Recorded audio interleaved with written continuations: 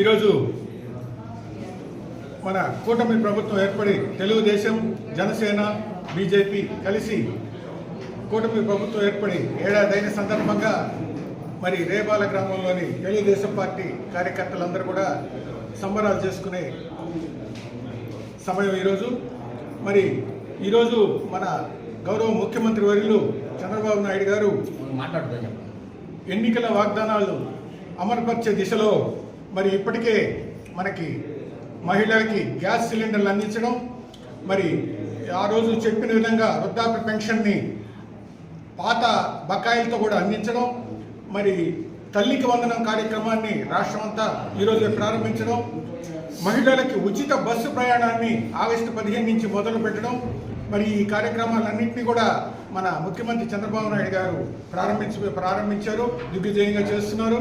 మరి ఈ సందర్భంలో వారికి మనం అండదండలుగా నిలిచి ప్రభుత్వాన్ని ముందుకు నడిపించే కార్యక్రమాన్ని మనం అందరం కూడా అండగా ఉండాలని చెప్పి తెలియజేసుకుంటూ, మరి ఈరోజు ఈ కార్యక్రమంలో పాల్గొనే అవకాశం కలిగించిన అందరికీ కూడా ధన్యవాదాలు తెలుపుకుంటూ సెలవు చేసుకుంటున్నాను.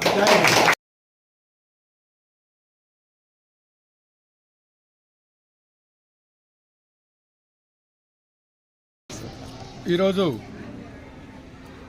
మన ముఖ్యమంత్రి నారా చంద్రబాబు నాయుడు గారి సారథ్యంలో కూటమి ప్రభుత్వం దిగ్విజయంగా ఏడాది పూర్తి చేసుకున్న సందర్భంగా మరియు పాఠశాలలు ఓపెన్ చేసిన సందర్భంగా ఇక్కడ సమావేశం ఏర్పాటు చేసుకున్నాం.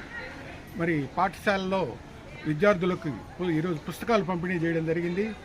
మన ముఖ్యమంత్రి నారా చంద్రబాబు నాయుడు గారి సారథ్యంలో మన యువ మంత్రి నారా లోకేష్ బాబు గారు విద్యామంత్రిగా తీసుకునే నిర్ణయాలతో మన విద్యార్థులకి బంగారు భవిష్యత్తు కల్పించాలనే ఉద్దేశంతో వారు తీసుకునే నిర్ణయాలకి సపోర్ట్గా ఇక్కడ అందరం కూడా పనిచేస్తున్నాం. మరి దీనికి మన స్కూల్ అభివృద్ధికి మన ఉపాధ్యాయులు కొన్ని సూచనలు చేశారు. వీటన్నిటిని కూడా మేము ఎమ్మెల్యే గారి దృష్టికి కొన్ని విషయాలు తీసుకుని వెళ్ళినాం. ఈ ఎమ్మెల్యే గారు, ఎంపీ గారి అండదండలతో వారికి సహకారంగా ఉండి మా స్కూల్ అభివృద్ధికి పాటుపడతామని చెప్పి తెలియజేస్తూ సెలవు తీసుకుంటాం.